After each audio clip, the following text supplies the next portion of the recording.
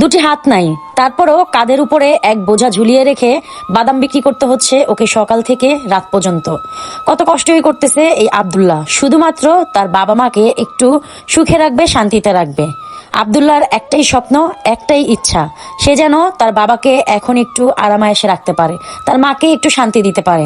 আব্দুল্লাহ একটু ছোট থাকতেই ওর হাত দুইটা অ্যাক্সিডেন্টে চলে যায়। বিদ্যুতের তারের সাথে ওর একটা দুর্ঘটনা ঘটাতে হাত দুইটা ওর অকালেই হারাতে হয়। ঠিক তখনই ওর বাবাকে অনেক দেনায় পড়ে যেতে হয় ওকে চিকিৎসা করানোর জন্য।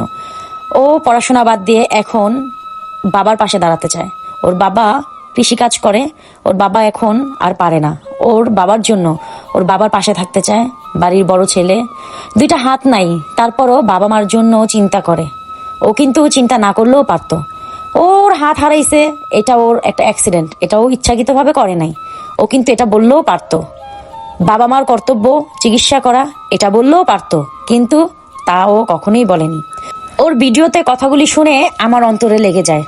সত্যি এত সুন্দর করে বাবার জন্য কথা বলা, এত সুন্দর করে সম্মান করা বাবাকে, একজন কৃষক বাবা, সেই বাবার পাশে দাঁড়াতে চায়। আর আমাদের সমাজে, আমাদের আশেপাশে কত ভালো ভালো পরিবারের, ভালো ভালো পরিবার বলতে উচ্চ শিক্ষায় শিক্ষিত ছেলেরা, আপার লেভেলের পরিবারের ছেলেরা বাবাদেরকে সম্মান করতে জানে না।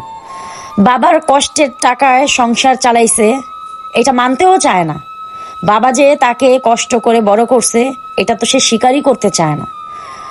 বাবার কাছে সব কিছু পেয়ে যায়।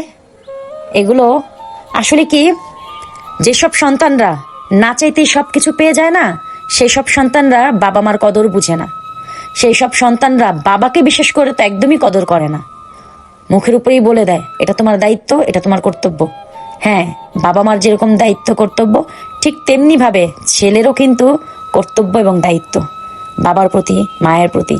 আব্দুল্লাহ বাদাম বিক্রি করে যেই টাকা পায় সেই টাকাতে ও নিজে চলে, আর বাদ বাকি সব টাকা ওর বাবাকেও দেয়।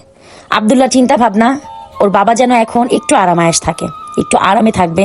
ওর একটাই স্বপ্ন, ডাল ভাত খেয়ে হলেও বাবা মাকে নিয়ে একটু সুখে শান্তিতে থাকতে চায়। বাবা যেন এখন এই বয়সে এসে একটু আরাম করে। বাবা যেই ঋণ করছে ওর চিকিৎসার জন্য, সেই ঋণের সহযোগিতায় যেন বাবার পাশে দাঁড়াতে পারে, ওর এই চিন্তা ভাবনা। আমাদের সমাজে এমনও অনেক কুলঙ্গার সন্তান আছে যাদের চিন্তা ভাবনা একদমই এরকম হয় না। বাবার দায়িত্ব, বাবার কর্তব্য, এগুলি বলে তো সারাক্ষণ বাবার মাথা নষ্ট করে ফেলে। আসলে ওর ভিডিওটা দেখে আমার খুবই ভালো লাগছে।